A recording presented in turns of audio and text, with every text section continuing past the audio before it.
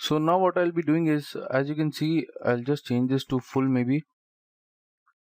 As you can see, we have just keyed this out, and then we have just placed this background over here, but this has not been linked to our track, so this is looking as very fake, as there is a camera movement, but on my background there is no movement. So what you have to do is, now I'll be renaming this to BG, which means background, and this is my null one. I'll be renaming this to track underscore data, which is my track data.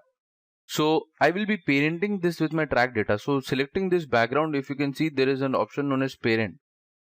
So if you click here, you get a wire kind of thing, which gives you the option of linking your layers. So if you can see, if I just go and just leave, then it will just be leaved and it will just go away.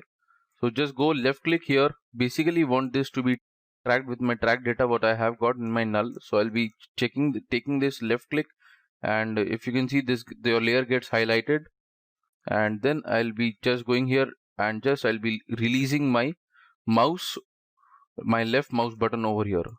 So this has been now linked, as you can see, it says track data 1, so it has been linked to track data 1. Now if I play this, I'll just go to third over here so that it plays fast. So along with my camera movement, my background is even moving here. So if you can see, there is some black area, black space over here, which shouldn't be there. So we need to offset this, which I'll be doing it right away. But if you can see, this is actually looking pretty much natural, as along with my camera, my chroma footage is also being changed, as there is a camera motion. Even my background is also being changed. So for this, what you have to do is, I'll be actually taking this background over here, somewhere over here.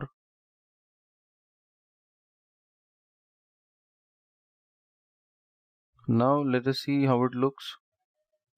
So now there is no black space over here, which was there initially. Now if I change this to full, and if I RAM preview this, it will take some time of course, but it will actually look good. Let me just play this till 100 frame over here.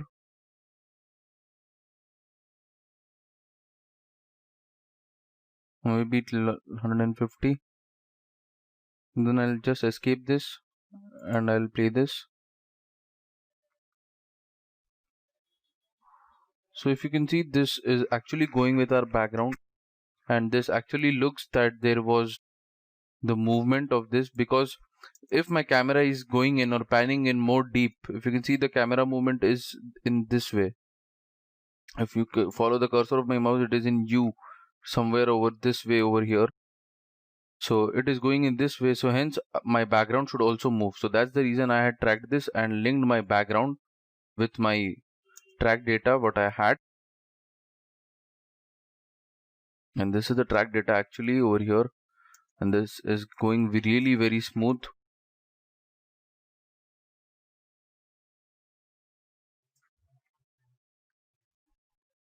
So this is how your background is to be linked with your track data, and in the next session we will be moving towards the final compositing of this shot.